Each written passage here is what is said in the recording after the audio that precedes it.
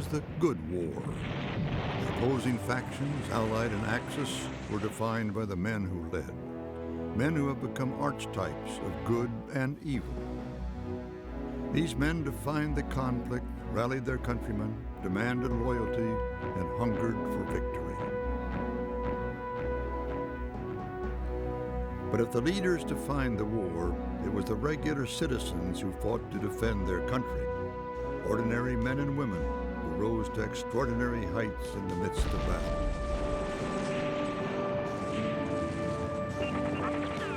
But the memories of World War II were rapidly fading, along with the men and women who lived and fought during this momentous period.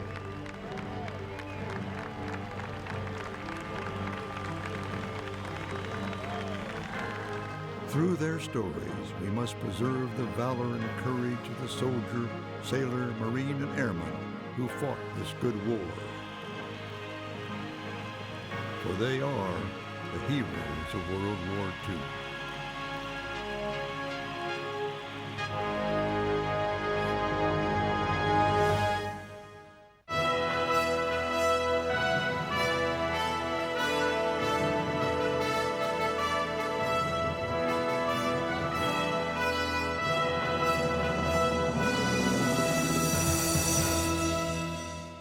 The war in the Pacific required a different strategy than the war in Europe. There was no one landing that equaled the magnitude of Normandy. Instead, there were numerous smaller D-Days in which Allied forces faced an unseen, deeply entrenched enemy, the Japanese. While the United States was under attack by the Japanese fleet, Japanese aircraft and ground forces attacked Hong Kong, a British-controlled city in China. By Christmas Day, 12,000 British troops were forced to surrender. Japan moved with lightning efficiency onto other targets on their agenda: Singapore, the Dutch East Indies, and Burma. Each new invasion brought with it another Japanese victory. Pearl Harbor would not be the only defeat that the Americans would endure in the early months of the war. The day after Pearl Harbor, Wake Island was attacked. This way station between Hawaii and the Philippines fell just before Christmas. Guam was attacked the same day as Wake Island. A small garrison of 500 Marines was no match for the 5,000 Japanese troops and fell in a few short hours. We knew the Japanese were going to attack the Philippines. Our intelligence told us that the Japanese had no modern fighting plane that would be competitive to us. So our feeling was, well, let's get the war started and we'll clean them up quick and get home. In the very beginning, when the Japanese first attacked, it was supposed to be a coordinated attack, and the Philippines were supposed to be hit the same time that Pearl Harbor and Wake Island, Guam were hit, but nothing happened in the morning after we alerted. We went out and took positions and got ready to attack, and nothing happened until about 11 or 12 o'clock when our planes were coming back to refuel, and the Japanese just cleaned out the Air Force on the ground, so that they lost all the brand new B-17s and all the fighter planes that would have helped escort us on our patrols. So we had no escorts at all, no protection, except our lumbering PBY-4s. We flew the PBY-4s made by Consolidated Corporation. These planes were obsolete at the time the war started. And we had 28 planes altogether at the beginning of the two squadrons. Within a week, we had lost over half of the planes. I remember one of the encounters that I personally had in one of our patrols, and our orders were to count the ships and identify them and see if they were underway or not. And we got halfway home when they were ordered to go back and recount them again. And of course, we knew at that time that probably they would be alerted, and suddenly the guns started to go off in the back of our planes. And I can remember yelling back to the Brits, and I said, "What the hell are you guys doing back there?" We always cleared the guns to make sure they're working. I said, "Gee, what are they doing clearing the guns out here?" And with that, this beautiful silver plane came roaring past, not 30, 40 feet away. And there were 3 Japanese Zero fighter planes that attacked us that day. That sight of that beautiful Japanese silver plane at that speed was something unbelievable. It was the longest range fighter plane in the world at that time, and the most maneuverable fighter plane. In the beginning, it was a total slaughter. On the Philippine Islands, the undermanned and undertrained Filipino forces also were no match for the veteran Japanese Army, which pushed them up into the Bataan Peninsula. General Douglas MacArthur, commander of U.S. forces in the Philippines, abandoned the capital city of Manila and moved to the fortress island of Corregidor, where he awaited reinforcements. But the mighty U.S. fleet lay seriously wounded in the waters of Pearl Harbor, and no help was forthcoming. The combined forces held off the attack for 3 months. It took a personal order from President Roosevelt to force MacArthur to leave Corregidor. It was then that he, his family, and assistants fled to Australia on a PT boat. MacArthur pledged to return. It wasn't at all what we had expected. And we felt very let down, and the morale in the squadron was very low. After all, if we did sight something, what could be done about it? We had nothing to strike back with. But you never figured your country would allow you to get that weak, that they would allow a country that we considered a third-rate country to completely knock us out of the ballgame. We just couldn't bring ourselves to believe that that could ever happen. And this was a demoralizing factor. And we were very resentful about the Europe First part. And we knew then that there were no reinforcement. In May of 1942, the remaining U.S. forces in the Philippines surrendered to the Japanese. I was taken on the Bataan Peninsula, took part in the Bataan Death March. They marched us all day, wouldn't let us rest, didn't give us water, beat us constantly. They beat the devil out of us with rifle butts, sabers, and whatever. Still wouldn't give us water, still didn't give us rest, still didn't feed us. But it got to the point where we knew that we would die without water. So we would rush these artesian wells, and if you were lucky, you got a sip of water. If you were unlucky, you died from a Japanese bullet, because the guards would immediately open up on us, as we broke rank. And nobody knows exactly how many people died and were killed on the march. There are numbers as few as 800 and as many as 1,200. But those numbers are insignificant compared to the numbers that died in prison camp.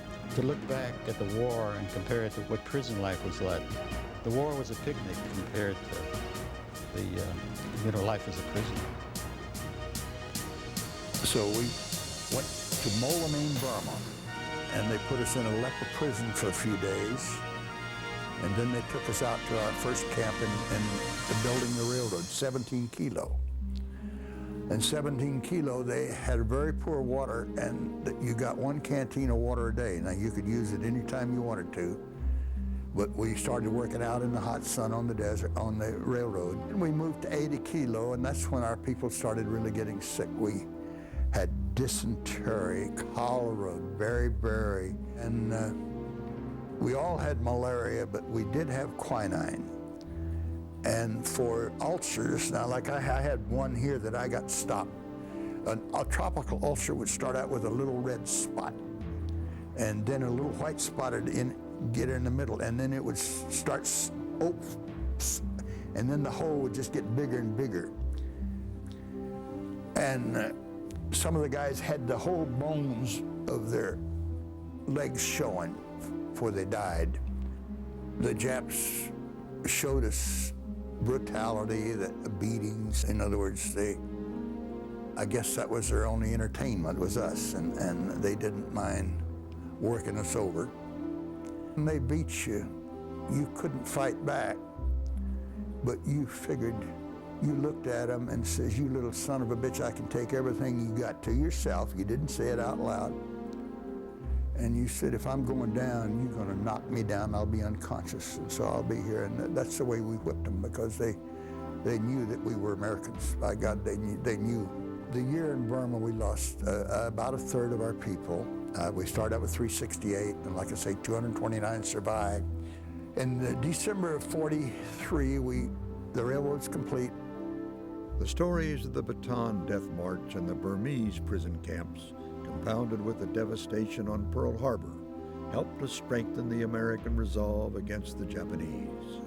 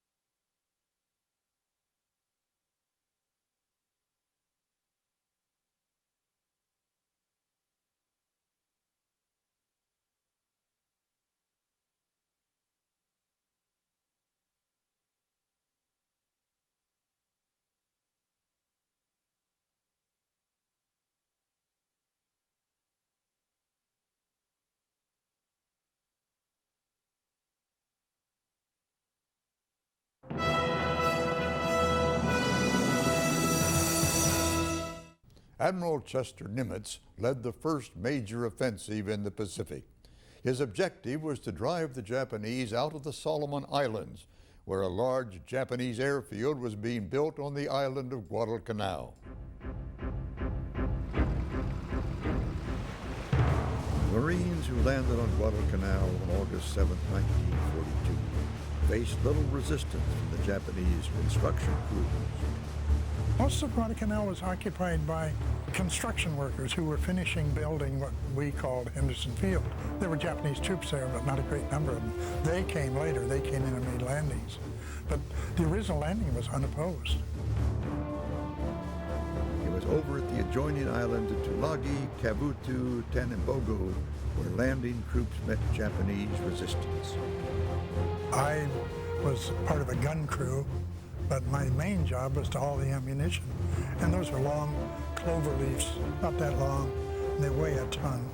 We had to go from the Higgins boats when we made the landing on Gavudu, haul the ammunition ashore, and we were waiting in waist deep water, up to chest deep, and then go back and get more.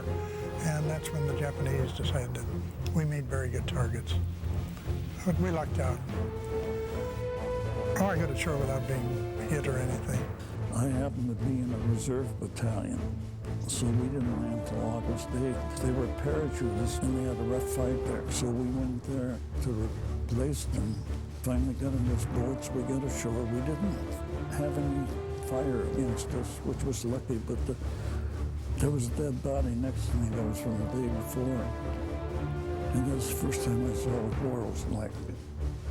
After the initial landings, the Marines moved toward Henderson Field. A Japanese naval fleet arrived undetected and badly damaged the American ships that were supporting the landing operation. A ferocious Japanese air assault caused the American fleet to withdraw, leaving 10,000 American Marines isolated on Guadalcanal. We had set up a perimeter around Henderson Field, and all we were interested in was maintaining the sanctity of the perimeter. Japanese ships moved down the sea corridor formed by the chain of islands, which was called the Slaw. These ships bombarded the Marines and landed troops on the island. At that time, the Japanese controlled the sea lanes there. And they had two Japanese Congo-class 16-inch shell lobbing battleships there in that area. And they would come through at night and lob shells at rake fire the field, because their idea was if they could knock out that airfield, we couldn't attack them as daylight came. But the sad part about all of it was when the shells of those Japanese battleships fall, and they hit a bivouac area where there were people in tents, whatever, and they landed there. That was a sad thing, because in the morning when you'd get up, you went and pick up those guys in pieces. I mean, a 16-inch shell is a murderous thing. The Japs bombed it every night and tore up the runways, but it was the old steel planking, we called it the Marsden matting. But the Navy Seabees were absolutely fantastic. Before dawn next morning, they had the bulldozers and everything, and they would have the runway repaired. The Japanese and Americans vied for control of the skies above and around Guadalcanal. We would fly up the slot between the islands, Guadalcanal, New Georgia, and Florida, and Munda, coordinate our attack and get aircraft that were parked on the ground, and barracks and installations and runways too. We were trying to knock it out because that's where they were staging from to come down to hit us. We used to drop the 2,000-pound bombs with the long nose fuse, which exploded right above the ground and just wiped out everything within hundreds and hundreds of feet. And we called them daisy cutters. We used to go, when we went into reserve on the canal, we used to go down there by the beach and watch dog fights. The P-38s and the Grumman Wildcats fighting the Zeros. And when we'd knock out a Japanese Zero, it was just like a football game. We'd all yell and scream, and it was great. But the American pilots weren't always victorious. We took a beating on that score. We lost our command officer, Major Sailor, and a number of other good young pilots, and the Marine gunners that were co-chair with them. See, this is the thing about conflict and combat. We're all young. There's a certain amount of glamour to war. Despicable as it is, there's a glamour to war, believe me. And you really don't wake up until you see the ugly side of it. And the ugly side of the war was experienced on the ground as well. I was on patrol one time,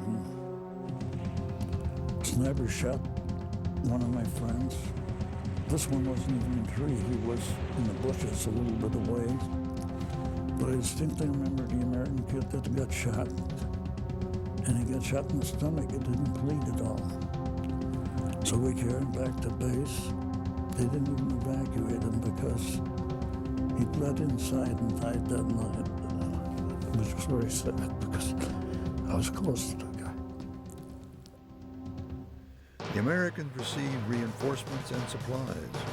The Marines dug in on a ridge only 1 mile from Henderson Field.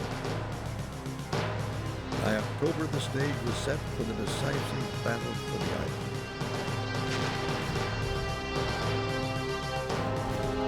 From October 25th to October 28th, the Japanese launched a series of attacks. Torrential rains helped the Japanese while they bombarded the Marines. Bad weather grounded the American air fighting. The Japanese carried on the assaults night and day.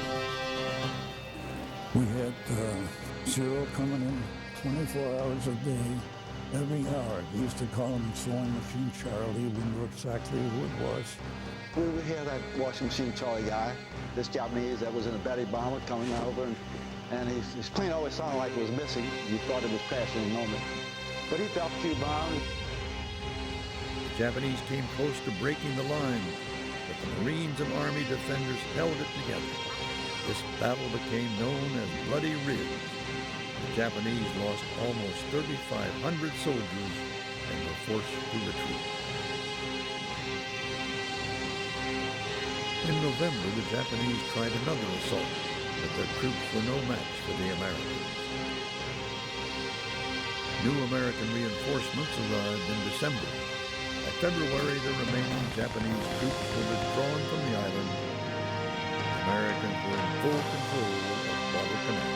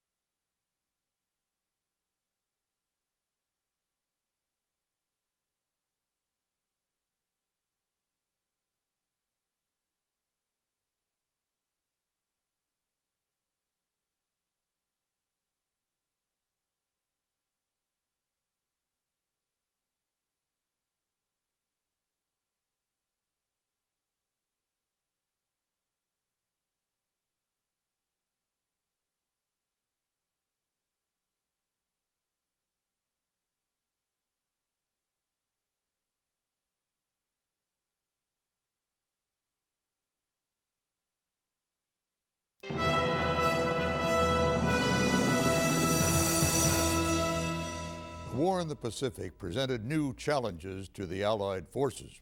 Instead of invading a large landmass, as in Europe, the armed forces jumped from island to island throughout the Pacific.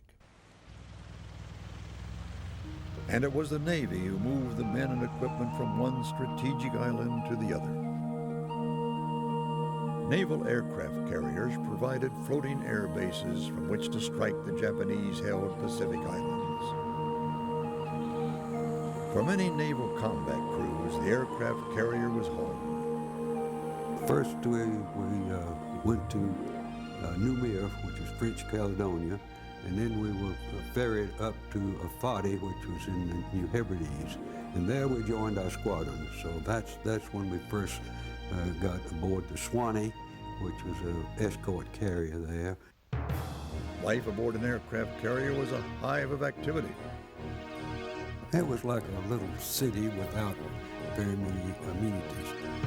Now and then they might have a movie, and you could always go down and get a cup of coffee. And we read a lot when we were not flying, and on the days when the ship was replenished by an oil carrier or one of the supply ships, that's when we really relaxed. The main activity aboard the carrier was preparation for battle. It would be from those carriers bombing and strafing attacks of the Pacific Islands would originate. Fighters and bombers took off from the deck of the carrier and headed for their targets. There are two ways to take off on a carrier. One's a catapult and one's a deck launch. The deck launch was more frightening than the catapult, because the catapult, even though you went from 0 to about over 100 knots in about 90 feet, you didn't worry about it because you had plenty of airspeed and you could pull up right away. If the mission was successful, those fighters and bombers would strike those targets. When the mission was complete, the planes headed for the carrier in the safety of the deck. But landing a plane on the deck of an aircraft carrier was a nerve-wracking experience of its own. Anybody that says that their knees don't shake while they're in that final approach is not telling the truth, because it is a frightening experience. But the most wonderful feeling is when you land and your hook grabs a wire and you stop. Not all landings were perfect.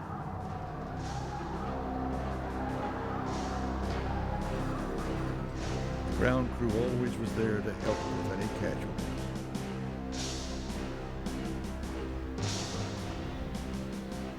As the war progressed, the aircraft carrier became a prized target for the Japanese Air Force to strike. Well, the Japanese, they wanted two things. They wanted to get to the aircraft and they wanted the ships. If they could get to the Navy, that was a big thorn in their side over there. The Navy would take over Japanese airstrips after the island was taken. A new challenge for the ground troops arose: the jungle. Well, our biggest problems was the jungle. It's the insects, the disease, the end of the world out there. The monsoons, just terrible conditions to be in. Our camp was always back away from the airfield. It was a cleared place in the jungle, in the mud. And that was the way we lived. We lived in tents. We had an old Quonset hut with just cots, or no partitions, all the way on both sides of it. We called it the Hotel de Geek. And the main thing I can remember are the big rats that used to come in there at night and run across the floor. And they had a lot of lizards around there. They don't hurt you. But when you sleep at night, they're running over your body and everything. It's not too good a feeling. Everything seemed to be adequate. It wasn't necessarily good. Food was definitely not good. And through the horrific jungle conditions, these men carried on the fight. Pilots took off from makeshift airstrips, and ground crews prepared planes where they stood on the edge of the jungle. We tried to keep the airplane as fine a shape as we could under the conditions. And we never seemed to have any problems. We got the job done. Of course, if you would have seen us in the jungle, I mean, they don't care how you dress or nothing. Over there ain't nobody but you. I think we looked more like a bunch of bums than anything coming up through the islands, but we had a lot of pride in it. We had pride in what we did. We were the best.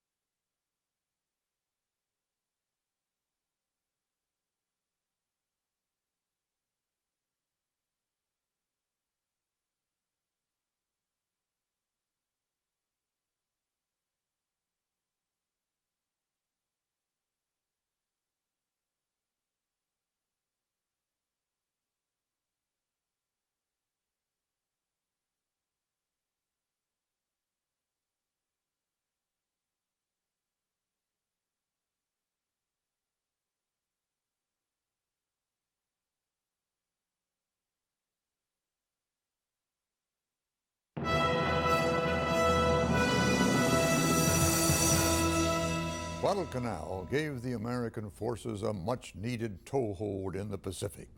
The next mission was to strike the Japanese outposts in the Central Pacific. Admiral Nimitz targeted the clusters of islands named the Marshalls, the Carolines, and the Marianas. The objective? To penetrate the strategic barrier they created for the Japanese. If these islands could be taken, the U.S. could use them as stepping stones to their ultimate goal, Japan.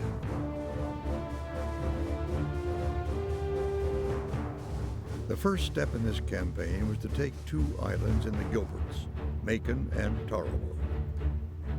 This was the first time we had gone up against a well-fortified position in an amphibious landing. Guadalcanal, which had preceded us, was a well-fortified island, but they didn't resist the landing. The Navy initiated a pattern of attack on Tarawa that would be the template for future island invasions. First, the Navy would bombard the island with heavy shelling from their ships, hoping to eliminate Japanese heavy artillery. Then landing craft would ferry ground troops to the beaches. The ground troops would carry out the land assault. But on this first landing, things just didn't go exactly as planned. American shelling of the island did little damage to the Japanese big guns.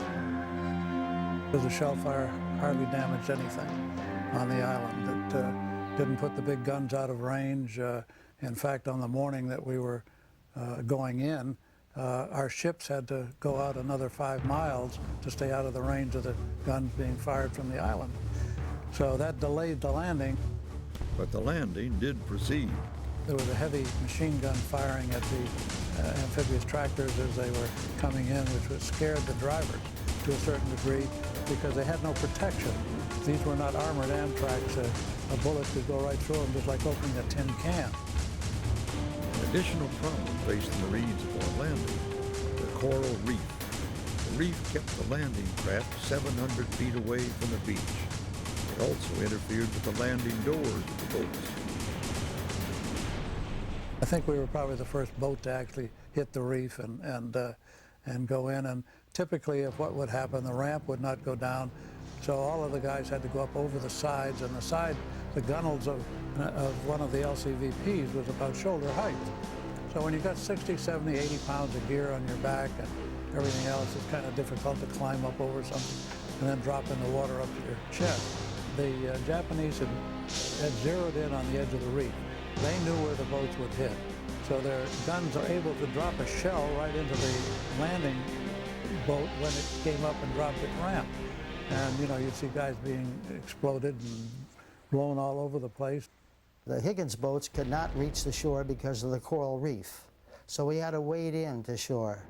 We had to walk in about 100 yards to shore under fire. As soon as I hit the beach, there was a wall up there. I dug my head in the sand, and I looked to my left, and there was a severed hand right next to my cheek. We were lucky that we had the seawall there. If we didn't have the seawall, if it had been just graded beach, we'd have been in deep trouble. They'd have gotten everybody. The wall wasn't high enough to protect them if there was a sniper out there. And there was one on the first day, and he shot a couple of guys walking down the beach. And then we got the word to go over the top, and then we went in and started fighting. We had Marines with flamethrowers, and as the enemy would come out, the guy would stand at the mouth of it, of the bunker, and just cut them down with the BAR. They were heavily armed. They had machine guns and these big guns staggered along the coast there. And they said 1 million Marines could never take this island. So it was quite a battle. The intensive fight for the island Tarawa lasted 4 days. Cost was heavy on both sides. You have to realize that the island was not much larger than Central Park in New York. And there were approximately 5,000 of the enemy ashore when we landed. And so in 76 hours, there were just about 6,000 dead and 2,000 wounded. Of the 6,000 dead, about 5,000 of those were Japanese.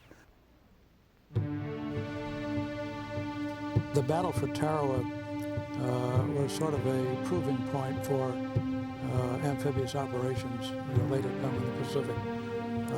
A lot was learned in that one. There were a lot of mistakes, but through mistakes you find out what went wrong and why.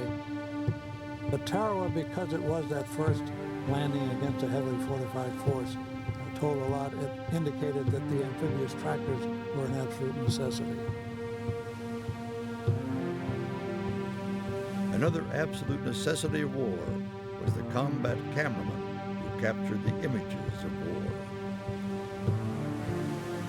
A lot of the men asked me why I was up there when I didn't have to be, because they recognized that I wasn't carrying a rifle.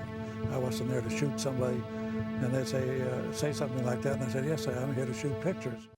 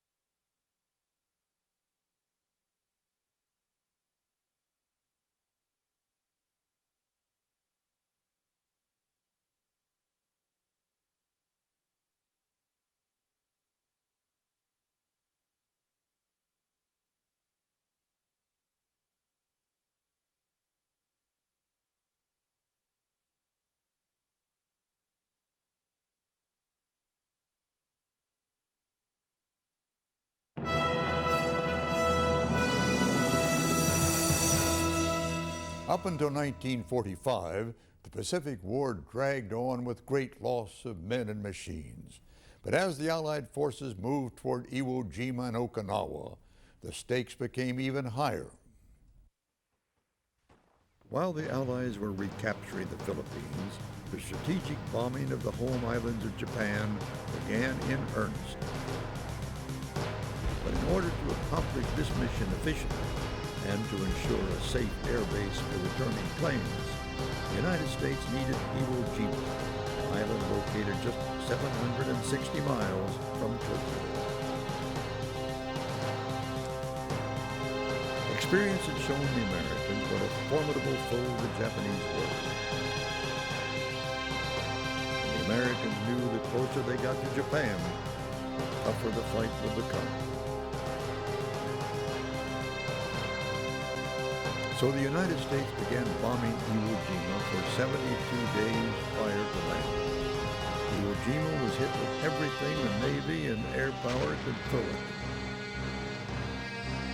But the Japanese had learned their lessons well. They dug 11 miles of intricate tunnels. When the bombing stopped, the Japanese were ready for the American assault. Things were hot and heavy at the time, and it was hot too. Hot with heat, hot with shells, hot with bombs, hot with fighting, and hot with everything. At a distance you could hear the bombs exploding, the fighting going on, and as you get closer and closer, you really know that there's something happening in front of your ship. And when that lit goes down and you see the enemy before you, at a time like that, my dear, you don't think of segregation. One thought you had, two thoughts: saving your life and stopping this war, doing whatever battle you have to win and end the battle. The landing forces met with heavy Japanese fire. But those who did make it ashore were met with another obstacle. The shelling and things on that beach, it was just horrendous. The Japanese had the upper hand on us as far as being able to observe everything on the beach. They were shooting from Mount Suribachi and from the cliffs in the northern end of the island. So it was just pure death on that beach, trying to struggle up that volcanic ash beach. It's, you could not hardly walk in, and you're marring up to your ankles in the volcanic ash. And it wasn't so much the death from direct bullets, it was from shelling and mortars that was raining down on us that was killing so many of our men on that beach that day. I don't know how anyone ever managed to survive that beach, but we did. Well, we fought across that small neck that first day, and the next day we turned and went up the west side of the island with the 4th Division taking the right side of the island. Well, we fought our way up toward the 1st airfield, losing many, many men being killed by mortar fire. Well, we approached the one side of the airport or landing strip, and there were many dug-in Japanese there that we encountered, and as we were stored in one pillbox that on this particular moment, and my 4-man fire team took refuge in a trench. Well, I opened fire, all of us opened fire, the 4 of us opened fire against the Japanese. Well, I shot 2, the second one, my rifle jammed, of all fate for the thing to jam. Well, when it jammed, I looked down at my rifle to try to unjam it, and I saw in the at front of the feet of my BA airman to my right, the grenades were right in front of him. Well, anyway, I jumped on the, threw my body up on the grenades. The grenade I had in my right hand down underneath me did not explode because it would have blown my hand off. But the other grenade blew me over my back, blew my arm around behind me, and I'm laying on it, and I'm still conscious. It's just a miracle that happened. If I had been knocked out, then I would have drowned in my own blood because I was bleeding internally and the blood was coming out my nose and my mouth. Well, they left me for dead, and another outfit moving up saw me. A man looked at me and he called his corpsman to me, who medicated me, gave me plasma, and they took me behind the lines. In the process of taking me back, one of them fell that was carrying my upper part and dropped me and split the back of my head up on a rock. As you know, there were 21 or 22,000 wounded. One company commander lost all but I think 7 or 8 of his men in the first 2 weeks. Admiral Nimitz spoke of the men who fought on Iwo this way. Among the Americans who served on Iwo Island, uncommon valor was a common virtue.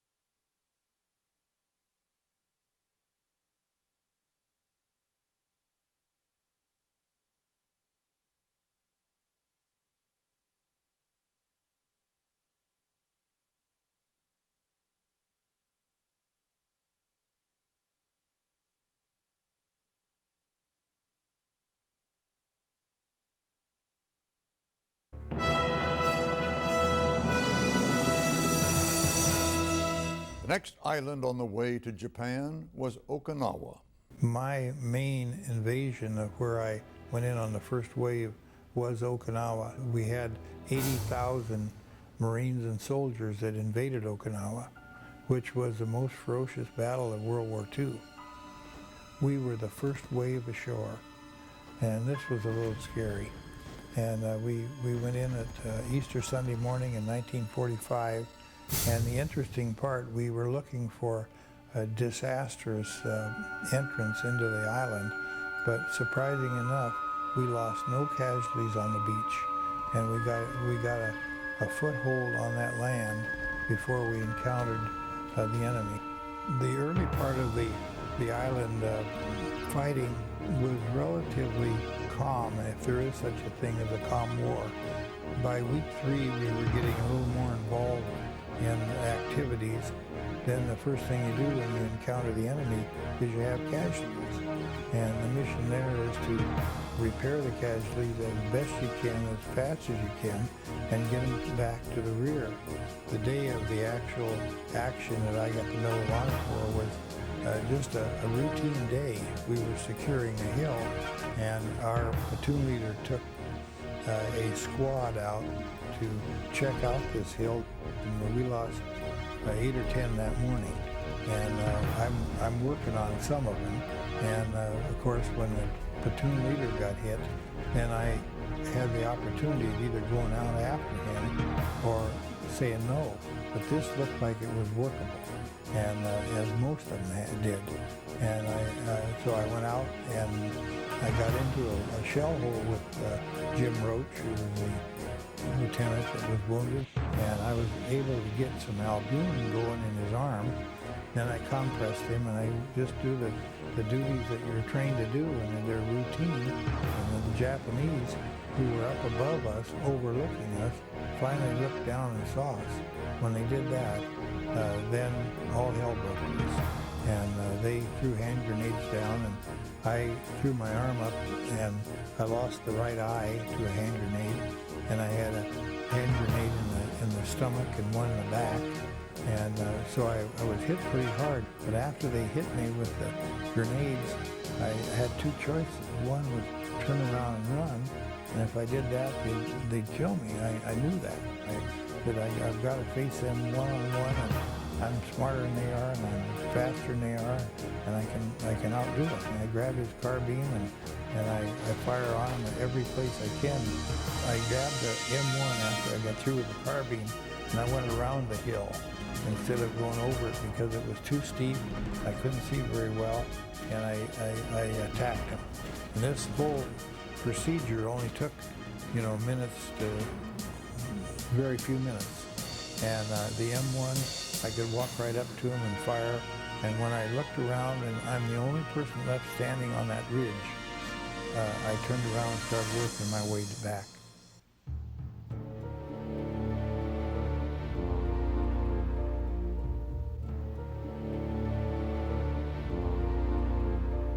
The Battle for Okinawa raged on for 3 months. The island was won at the cost of 131,000 Japanese and 25,000 Americans. As Americans prepared for the invasion of Japan, the reality of this mission became evident. Losses for the invasion would fall between 200,000 to 1,000,000 men, with the likelihood of the Navy being virtually destroyed by kamikaze attacks.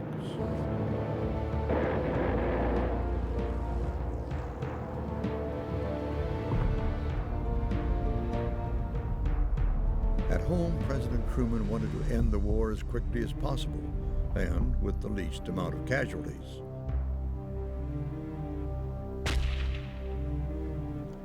The Manhattan Project had successfully tested the atomic bomb.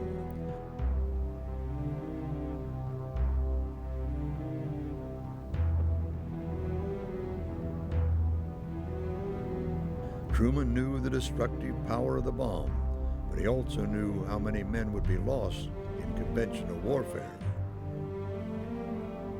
Truman decided to drop the bomb on Hiroshima.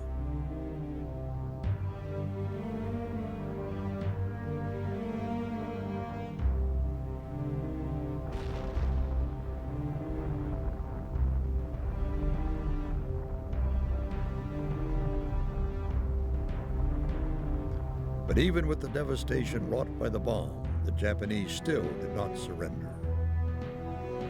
Truman dropped a second bomb on Nagasaki.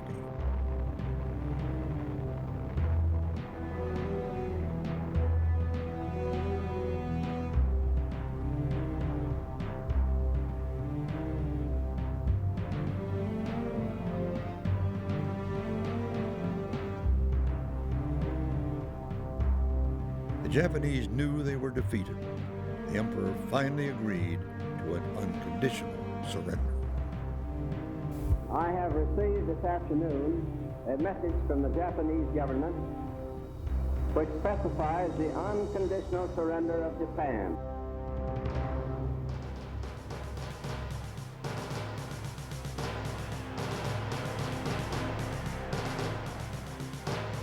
Aboard the USS Missouri, General MacArthur accepted the Japanese surrender. It is my earnest hope, and indeed the hope of all mankind, that from this solemn occasion a better world shall emerge out of the blood and carnage of the past. Let's pray that peace be now restored to the world, and that God will preserve it always. The war in the Pacific was over.